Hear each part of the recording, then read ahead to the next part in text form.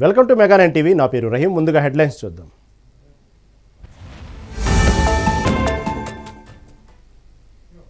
Right, ఇక details చూస్తే ఛత్తీస్గఢ్ రాష్ట్రం బీజాపూర్ జిల్లా భారీ ఎన్కౌంటర్ జరిగింది. ఇటీవల బీజాపూర్ సరిహద్దు ప్రాంతాల్లో జరిగిన పోలీసులు మావోయిస్టుల మధ్య జరిగిన ఎన్కౌంటర్లో భారీ సంఖ్యలో మావోలు చనిపోయారు. ఇప్పటికే 31 మంది మృతదేహాలు స్వాధీనం చేసుకున్నట్లు అధికారులు తెలిపారు. వీరిలో 20 మందిని గుర్తించినట్లు చెప్పారు. శవ పంచనామా తర్వాత మృతదేహాలను వారి కుటుంబ సభ్యులకు అప్పగిస్తామన్నారు.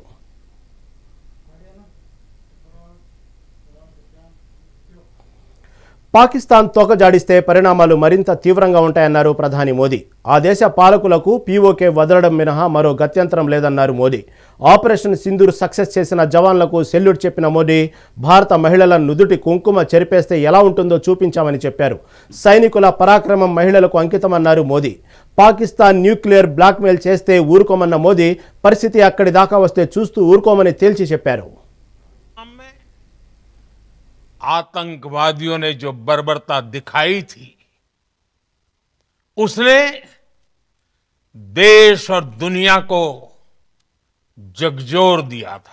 छुट्टियां मना रहे निर्दोष मासूम नागरिकों को धर्म पूछकर उनके परिवार के सामने, उनके बच्चों के सामने बेरहमी से मार डालना, यह आतंक का बहुत विभत्स चेहरा था, क्रूरता थी. ये देश के सद्भाव को तोड़ने की घिनौनी कोशिश भी थी. मेरे लिए व्यक्तिगत रूप से ये पीड़ा बहुत बड़ी थी. इस आतंकी हमले के बाद सारा राष्ट्र, हर नागरिक, हर समाज, हर वर्ग, हर राजनीतिक दल एक स्वर में आतंक के खिलाफ कड़ी कार्रवाई के लिए उठ खड़ा हुआ. हमने आतंकवादियों को मिट्टी में मिलाने के लिए भारत की सेनाओं को पूरी छूट दे दी. और आज हर आतंकी, आतंक का हर संगठन जान चुका है कि हमारी बहनों बेटियों के माथे से सिंदूर हटाने का अंजाम क्या होता है. साथियों, ऑपरेशन सिंदूर ये सिर्फ नाम नहीं है, ये देश के कोटि कोटि लोगों की भावनाओं का प्रतिबिंब है. ऑपरेशन सिंदूर न्याय की अखंड प्रतिज्ञा है. 6 मई की देर रात, 7 मई की सुबह पूरी दुनिया ने इस प्रतिज्ञा को परिणाम में बदलते देखा है. भारत की सेनाओं ने पाकिस्तान में आतंक के ठिकानों पर, उनके ट्रेनिंग सेंटर्स पर सटीक प्रहार किया. आतंकियों ने सपने में भी नहीं सोचा था कि भारत इतना बड़ा फैसला ले सकता है. लेकिन जब देश एकजुट होता है,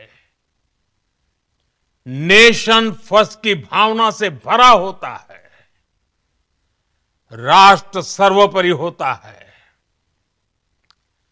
तो फौलादी फैसले लिए जाते हैं, परिणाम लाकर दिखाए जाते हैं. जब पाकिस्तान में आतंक के अड्डों पर भारत की मिसाइलों ने हमला बोला, भारत के ड्रोन्स ने हमला बोला,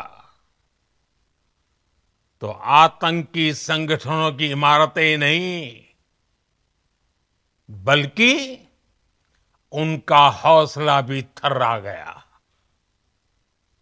बहावलपुर और मुरिद के जैसे आतंकी ठिकाने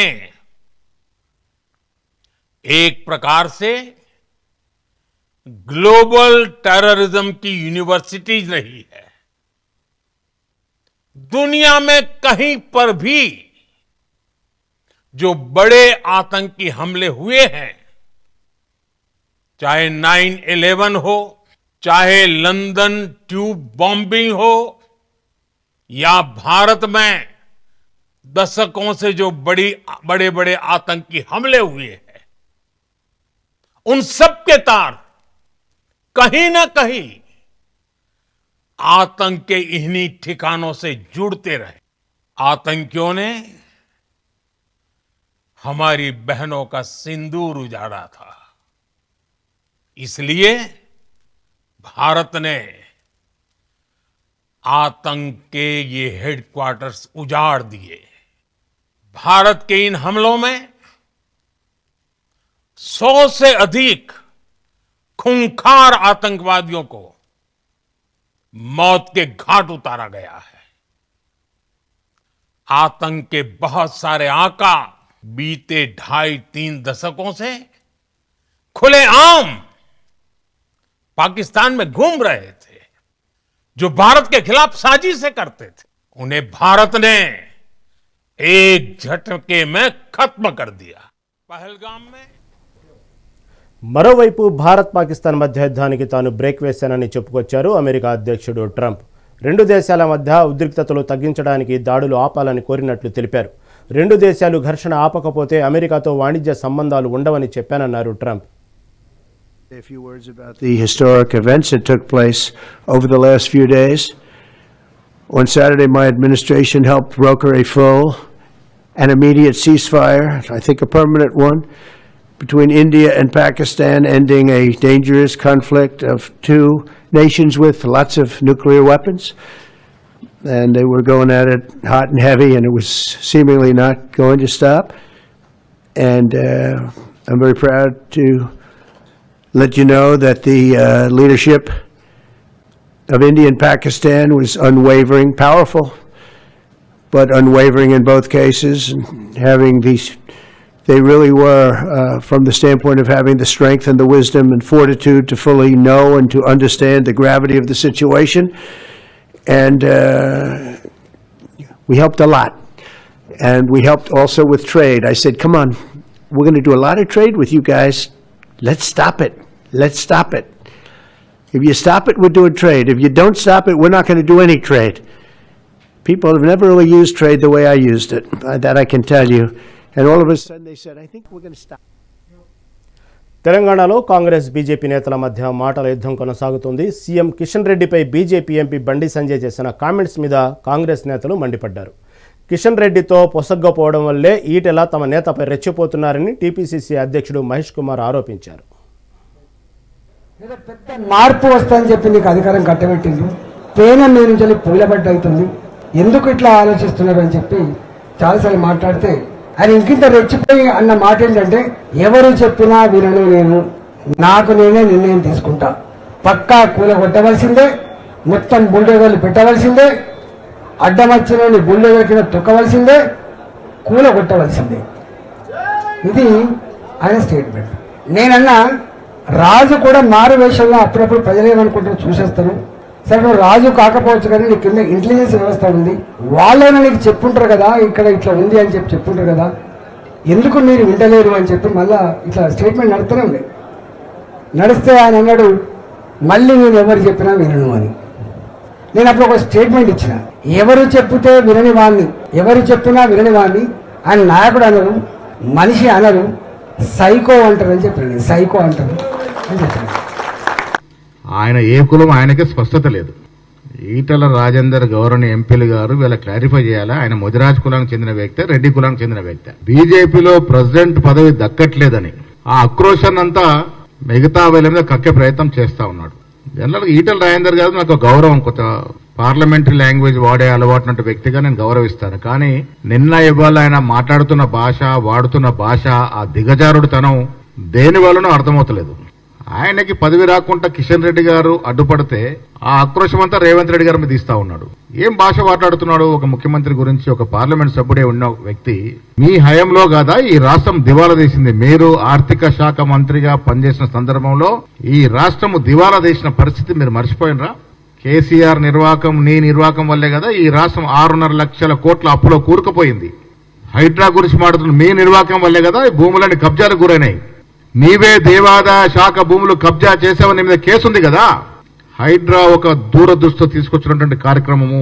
టీఆర్ఎస్ నాయకులు, మంత్రులు, ఎమ్మెల్యేలు, ఎమ్మెల్సీల యొక్క ప్రోద్బలం వల్ల ప్రభుత్వ స్థలాలు, ప్రభుత్వ చెరువులు టీఆర్ఎస్ నాయకులు కబ్జా చేశారు కాబట్టి హైడ్రా ద్వారా వాటన్నిటినీ ప్రభుత్వ పరం చేయాలని ప్రయత్నం చేస్తా ఉంది ప్రభుత్వం. పోలీసుల వైఫల్యాన్ని కప్పిపుచ్చేందుకే తమపై కేసులు పెట్టారని చెప్పారు రాప్తాడు మాజీ ఎమ్మెల్యే తూపుదుర్తి ప్రకాష్ రెడ్డి. తమ అధినేత జగన్మోహన్ రెడ్డికి భద్రత కల్పించడంలో పోలీసులు విఫలమయ్యారని ఆరోపించారు. విచారణలో తనను 102 ప్రశ్నలు అడిగారన్న ప్రకాష్ రెడ్డి పోలీసులు, మీడియా కలిసి లింగమయ్య హత్యను పక్కదారి పట్టించాయని ఆరోపించారు.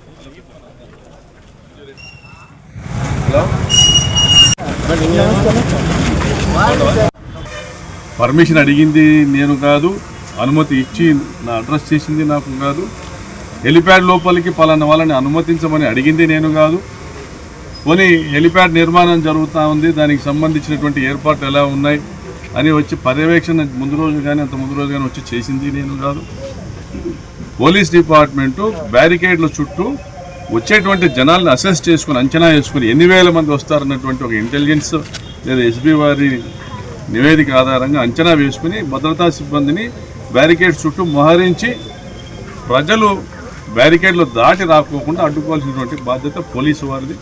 వారి వైఫల్యాన్ని ఈరోజు ప్రజలు ఎత్తి చూపిస్తూ ఉండడంతో, ప్రతిపక్షాలు ఎత్తి చూపిస్తూ ఉండడంతో ఈ వైఫల్యం మాది కాదు, ప్రకాష్ రెడ్డిది. అంటే అక్కడ బ్యారికేడ్లు బలంగా స్టీల్ బ్యారికేడ్స్ వేయించినప్పటికీను, స్టీల్ బ్యారికేడ్స్తో పాటు మామూలుగా జగన్ గారి ప్రోగ్రాంలో ఏర్పాటు చేసేటువంటి కర్రలు, గుంజలు నాటించినప్పటికీ కూడా అవి బలహీనంగా ఉన్నాయి కాబట్టి వాళ్ళు చుచ్చుకొని వచ్చారని నెపం నెట్టేటువంటి ప్రయత్నం చేస్తాం. ఇది ఈరోజు ఈ జిల్లాలో ఉన్నటువంటి పోలీసుల దుస్థితి. నిజామాబాద్ జిల్లా ఆర్మూర్ మండలం అంకాపూర్లో రోడ్డు ప్రమాదం జరిగింది. ఆర్మూర్ నుంచి అంకాపూర్ వెళ్తున్న లారీ మలుపు తిరిగే సమయంలో వెనుక నుంచి ఓ కారు ఢీకొట్టింది. అదే సమయంలో ఆ కారు వెనుకున్న మరో కారు కూడా ప్రమాదం బారిన పడింది. ఈ ఘటనలో 2 కార్లు డ్యామేజ్ అయ్యాయి.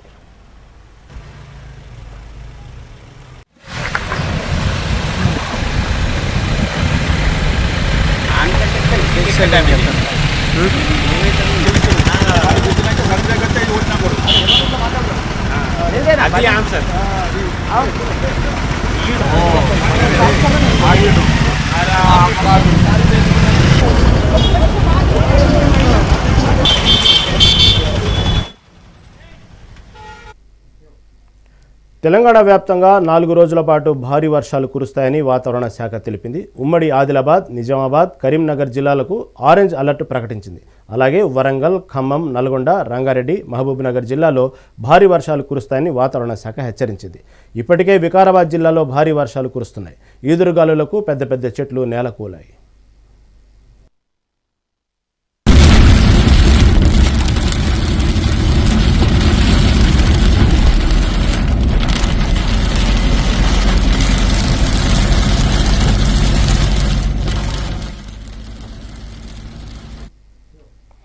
భారత్ పాకిస్తాన్ యుద్ధం నేపథ్యంలో సబ్బండ వర్గాలు ఏకమయ్యాయి. ఎక్కడికక్కడ భారత ఆర్మీకి మద్దతుగా నిలుస్తున్నారు. ములుగు జిల్లాలో కమలాపూర్ నుండి మంగపేట వరకు జాతీయ జెండాలతో ర్యాలీ చేపట్టారు. భారతీయులను తలుచుకుంటే పాకిస్తాన్ అనేది లేకుండా చేస్తామని అన్నారు. ఒకవైపు కాల్పుల విరమణకు ఒప్పందం చేసుకుని మళ్లీ భారత్పై పాకిస్తాన్ దాడి చేయడాన్ని తీవ్రంగా పరిగణించాలని అన్నారు. ఇదే అంశానికి సంబంధించి మరిన్ని వివరాలు మా వరంగల్ ప్రతినిధి రాము అందిస్తారు. భారత్ పాకిస్తాన్ యుద్ధం నేపథ్యంలో పూర్తిగా ఎక్కడికక్కడ భారత్కు మద్దతు లభిస్తున్న పరిస్థితి. ఇండియన్ ఆర్మీకి మేము కూడా తోడుంటామని చెప్పేసి మంగపేటలో ఒక భారీ ర్యాలీ నిర్వహించి దేశం కోసం సైన్యం కోసం మేమంటే ఒక ర్యాలీ నిర్వహించి దేశభక్తిని చాటుకున్న పరిస్థితి. ఇప్పటికే ఇక్కడ చాలామంది చేరుకున్న పరిస్థితి. సార్ చెప్పండి, అసలు ఈ ర్యాలీ మీరు దేనికోసం చేశారు? పూర్తిగా ఇండియా పాకిస్తాన్ యుద్ధం నేపథ్యంలో నిన్న మేము కాల్పుల విరమణకు ఒప్పందం ఉంచుకున్నామని చెప్పేసి నిన్న డొనాల్డ్ ట్రంప్ను మధ్యవర్తిగా పెట్టి వాళ్ళు ఒక ఒప్పందం ఉంచుకున్నారు. కానీ నిన్న రాత్రి అకస్మాత్తుగా ఇండియా పైన దాడిని ఏ విధంగా చూడాలి? సోదరులారా, ఈ పాకిస్తాన్ యొక్క కుటిల వ్యవస్థ ఎలా ఉందో మనం చూస్తూ ఉంటే అర్థమవుతుంది. భారత్ అనేటువంటిది ఈ దేశము ఏనాడు కూడా సాధారణమైనటువంటి ప్రజల మీద దాడి చేసి ప్రాణాలు తీయాలనేటువంటి ఆలోచన ఉండదు. ఈ భారతదేశం అనేటువంటిది లౌకిక రాజ్యము. ఇక్కడ అన్ని రకాలు అన్ని మతాలు ఉంటాయి, కానీ ఎవరైతే ప్రజలకు నష్టాన్ని కలిగించేటువంటి చర్యలు చేపడతారో వారి మీద మాత్రమే దాడి చేస్తుంది. మీరు గమనించినట్లయితే మన సింధూర్ అనేటువంటి పేరుతో దాడులు జరిగినటువంటి సందర్భంలో మహిళలే అందులో పాల్గొనడం అనేటువంటిది చాలా సంతోషకరమైనటువంటి విషయం. ఎందుకంటే తన భర్తలను కోల్పోయినటువంటి సందర్భంలో మహిళలు ఒంటరిగా మిగిలిపోయినటువంటి సందర్భంలో ఈ భారత్ కూడా చాలా తెలివిగా వ్యవహరిస్తూ మహిళలను మాత్రమే ఆ దాడిలో పాల్గొనే విధంగా చేయడము, వాళ్ళు చాకచక్యంగా వారి మీద ఎవరైతే ఈ పాకిస్తాన్లో ఉన్నటువంటి ఉగ్రవాదులు ఉన్నారో వారిని మాత్రమే అంతం చేసేటువంటి చర్యల్లో వారు భాగస్థులయ్యారు. పహల్గామ్లో జరిగిన దాడిలో కేవలం మతం అడిగి మీరు ఏ మతం అని చెప్పేసి కాల్పులు జరిపిన పరిస్థితి. ఇప్పుడు ఇండియా చేస్తున్న దాడులను మా దేవాలయాలపై మా ఆలయాలపై దాడులు చేస్తున్న పాకిస్తాన్ ఆరోపిస్తున్న పరిస్థితి. పాకిస్తాన్ బుద్ధిని ఏ విధంగా చూడండి? అది వక్రబుద్ధి అనేటువంటిది యావత్ ప్రపంచంలో ఉన్నటువంటి వాళ్ళకందరికీ తెలుసు. వివిధ దేశాలను మద్దతు కట్టుకునేటువంటి ప్రయత్నం చేసిన సందర్భంలో భారత్ చేసినటువంటి దాడి సరైందే, మీరు ఇప్పటికైనా మీ యొక్క వైఖరిని మార్చుకోవాలని కూడా సూచించారు. ఆ సూచన మేరకు వాళ్ళు ఎట్లాగో మనం వీరితో భారత్తో గెలవలేము అనేటువంటి విషయం తెలిసి వారు దాక్కుండేటువంటి ప్రయత్నాలు చేసి కూడా అమెరికాతో మాట్లాడుకొని ఈ సైద్య కుదుర్చుకునేటువంటి ప్రయత్నం చేశారనేటువంటి విషయాన్ని తెలియజేస్తాం. భారత్ సంబంధించిన అణుస్థావరాలను మేము ధ్వంసం చేసాం, S-400 కూడా మేము ధ్వంసం చేసాం, పాకిస్తాన్ ఒక చెప్తున్న పరిస్థితులు ఏ విధంగా చూడండి? అదంతా కూడా ఫేక్ అనేటువంటిది మన ఆర్మీ ధృవీకరించింది. వాళ్ళు ప్రత్యక్ష యుద్ధంలో గెలవలేనటువంటి పరిస్థితుల్లో వీళ్ళు ఈ దుర్మార్గమైనటువంటిది మన అణుస్థావరాలు కావచ్చు, మన సైనిక స్థావరాలు కావచ్చు, ఎయిర్ బేసుల్ని కూడా మేము ధ్వంసం చేసిన అని చెప్పి వాళ్ళు ఒక తప్పుడు సమాచారాన్ని ప్రచారంలోకి తీసుకొస్తూ ఉన్నారు. మన ఇండియన్ ఆర్మీ వీడియోస్తో సహా మనకు ఎటువంటి నష్టం జరగలేదు, ప్రాణ నష్టం కానీ స్వల్ప స్థాయిలో ప్రాణ నష్టం, సాధారణ పౌరులు చనిపోయారు తప్పిస్తే ఎయిర్ బేసులు కానీ నౌకా స్థావరాలు కానీ లేకపోతే పోఖ్రాన్లో ఉన్నటువంటి న్యూక్లియర్ రియాక్టర్ కానీ ఎట్లాంటి ఇబ్బంది మనకు కలగలేదు. మన ఎయిర్ డిఫెన్స్ చాలా పటిష్టంగా ఉన్నదని చెప్పి తెలియజేశారు. దాన్ని మనం వారి యొక్క దుర్బుద్ధిగా మనం చూడవచ్చు. భారత్ ఆర్మీకి మధ్య కొంతమంది మహిళలు కూడా వచ్చి ర్యాలీలో పాల్గొన్నారు. మేడం చెప్పండి, పెహల్గామ్లో భార్యల ముందే భర్తలను పూర్తిగా హతమార్చిన పరిస్థితి, ఈ విధానం ఏ విధంగా? నా భారతదేశ సోదరులు అంత వీకోలు కాదండి, సమాధానం చెప్పారుగా, మహిళలే చెప్పారు సమాధానం. పాకిస్తాన్కి అంతకన్నా ఏం కావాలి చెప్పండి? ఈ యుద్ధ నేపథ్యంలో కూడా ఒక మహిళ పూర్తిగా నాయకత్వం వహించబడి ఏ విధంగా చూస్తారు? గర్వంగా ఉందండి, చాలా గర్వంగా ఉంది. ఇప్పుడు ఇంట్లో ఉన్న ఆడవాళ్ళు కూడా అందరూ ఇప్పుడు మేము ఎందుకు వచ్చామండి బయటకు, ఎప్పుడు రాలే, గర్వంగా ఉంది. వాళ్ళు మాకు దారి చూపించారు, బయటకు వచ్చి ఏంటిది అని తెలుసుకోవడానికి, నలుగురికి తెలియజెప్పడానికి మార్గం వేశారు వాళ్ళు. పూర్తిగా యుద్ధం కూడా, ఈ యుద్ధం జరిగితే భారత్ కూడా ఇంత ఆర్థికంగా నష్టపోతుందని కొంతమంది ఆరోపిస్తున్న పరిస్థితి, దీన్ని ఏ విధంగా చూడండి? కొంచెం నష్టపోతాం కానండి, పాకిస్తాన్ ఏపాటండి మన ముందు చెప్పండి, మన రాష్ట్రం అంత లేదు అది.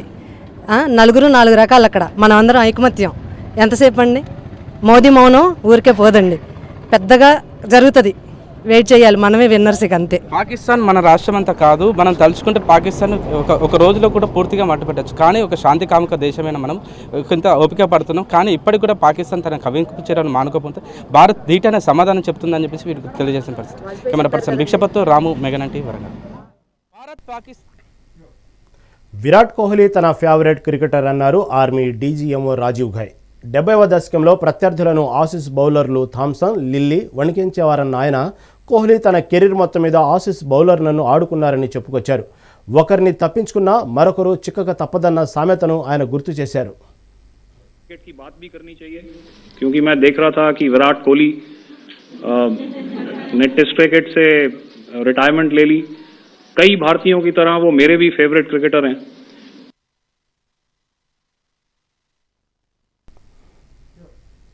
Virat Kohli test cricket career ముగింపు మీద అతని భార్య అనుష్క శర్మ ఎమోషనల్ ట్వీట్ చేశారు. అందరూ రికార్డులు, మైలురాళ్ల గురించి మాత్రమే మాట్లాడుతున్నారన్న అనుష్క మనసులో దాచుకున్న నీ కన్నీళ్ల గురించి తనకు బాగా తెలుసంటూ ట్వీట్ చేసింది. కెరీర్లో అన్ని అనుభవించావని చెప్పిన అనుష్క టెస్ట్ క్రికెట్ కెరీర్ ముగించడానికి అర్హుడవే అంటూ ట్వీట్ చేసింది.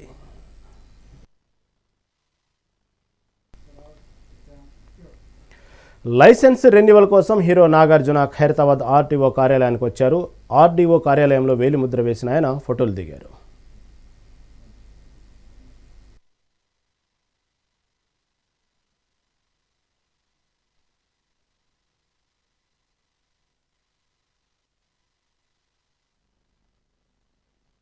నాగార్జున సాగర్ విజయ విహార అతిథి గృహానికి మిస్ వరల్డ్ కాంపిటేటర్స్ చేరుకున్నారు. ప్రత్యేక బస్సులో వీరిని తెలంగాణ ప్రభుత్వం సాగర్కు తరలించింది. ఇక బుద్ధవనం సందర్శించిన సుందరీమణులు చారిత్రక విశేషాలను అడిగి తెలుసుకున్నారు.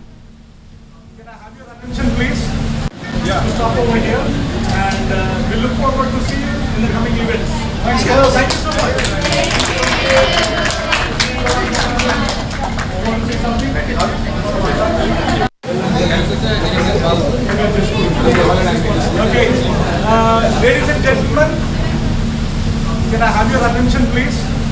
Yeah, stop over here and we look forward to see you in the coming events. Guntur జిల్లా పొన్నూరు పట్టణంలో శ్రీ భావనారాయణ స్వామివారి రథోత్సవం అత్యంత వైభవంగా జరిగింది. వేలాది మంది భక్తులు ఉదయం నుంచే ఆలయానికి చేరుకుని స్వామివారిని దర్శించుకున్నారు. ప్రత్యేకంగా అలంకరించిన రథంపై స్వామివారి ఉత్సవ విగ్రహాన్ని ఊరేగించారు.